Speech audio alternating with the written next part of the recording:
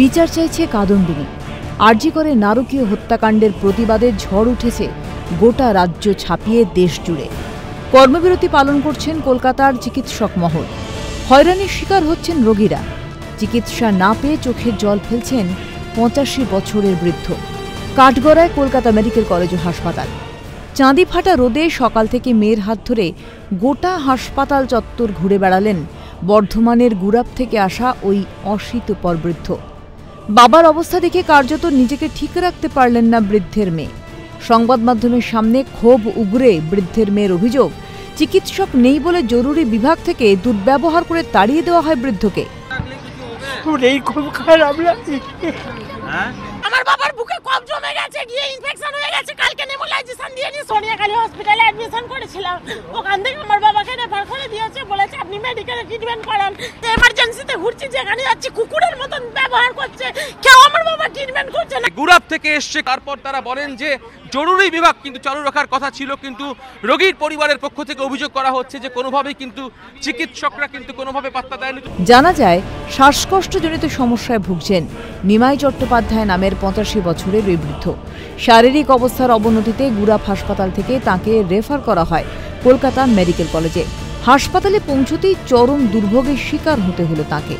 বিনা চিকিৎসায় হন্য হয়ে ঘুরে বেড়াতে হয় বৃদ্ধ ও তার মেয়েকে। অভিযোগ, ধনেখালি হাসপাতালে টিকিট ছুঁড়ে ফেলে দেয় হাসপাতালের জরুরি বিভাগের কর্মীরা। এখানেই শেষ নয়, দুর্ব্যবহারের অভিযোগ হাসপাতালে কর্মরত কলকাতা পুলিশের বিরুদ্ধেও। বাবার ভীষণ শ্বাসকষ্ট হচ্ছে, কাঁদছে। বয়স্ক মানুষটা, 85 বছরের মানুষটাকে নিয়ে সকাল থেকে ঘুরে বেড়াচ্ছি এখানে। আমি এমার্জেন্সিতে গেছি, টিকিট ছুঁড়ে ফেলে দিয়েছে ধনেখালি হসপিটালের টিকিট। জরুরি পরিষেবা চালু আছে, তাহলে এমার্জেন্সিতে কেন ট্রিটমেন্টটা হবে না? ওটা একটা হসপিটাল, সেখানকার টিকিট এখানে ছুঁড়ে ফেলে দেয় কি করে? আগে বললো চলে যেতে, চলে যেতে। ওইখানে দাঁড়িয়ে আছে, চলুন আমি দেখিয়ে দিচ্ছি। দেখেন কোন পুলিশ বলেছে, দেখেন দেখো, দেখতে পাচ্ছ গেটে যে পুলিশ কর্মী দায়িত্বে রয়েছে তিনি বলেছেন যে চলে যেতে। কিভাবে এটা বলতে পারেন একজন পুলিশ কর্মী? কলকাতার অত্যন্ত দায়িত্বপ্রাপ্ত পুলিশ। এটা কি সরকারি হাসপাতাল? এটা কি পশ্চিমবঙ্গের সরকারি হাসপাতাল যেখানকার স্বাস্থ্যমন্ত্রী, রাজ্যের মুখ্যমন্ত্রী নিজে তিনি বলেন মানবিক? তাহলে কি এটাই কি সরকারি হাসপাতালের দৃশ্য হওয়া উচিত?